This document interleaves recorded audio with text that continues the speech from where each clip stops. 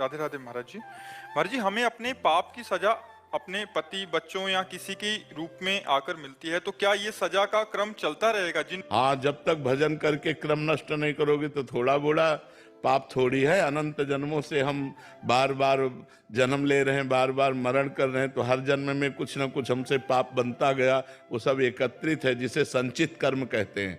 अभी जो कर्म कर रहे हैं उसे क्रियमाण कहते हैं, और जो भोग रहे हैं उसे प्रारब्ध कहते हैं। भजन ऐसा करो कि संचित भस्म हो जाए, क्रियमाण निष्फल हो जाए और प्रारब्ध को भोग ले।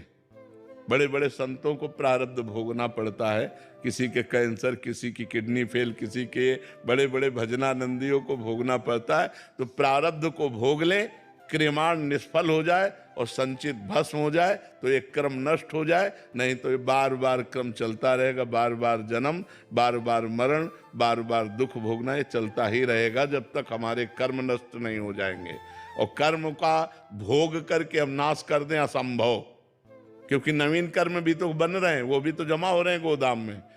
हमको चाहिए गोदाम में आग लग जाए, और वो भगवान ही लगा सकते हैं।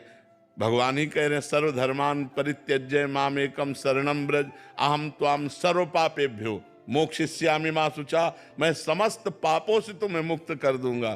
तो भगवान की शरण में होकर भगवान का नाम जप करो और धर्म में आचरण करो।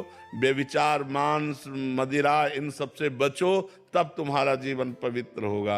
अब 2-4 बार नाम जप कर लो, व्यभिचार करो, पर पुरुष गमन करो, पर स्त्री गमन करो, तो नरक जाओगे, दुर्गति प्राप्त होगी। अगर संयम से चलोगे, पाप कर्म छोड़ोगे, तो नाम तुम्हें उठा देगा, प्रकाशित कर देगा। नाम आपको आगे प्रकाश देगा, ज्ञान देगा, भक्ति देगा, हृदय प्रेम में हो जाएगा, भगवान की प्राप्ति हो जाएगी।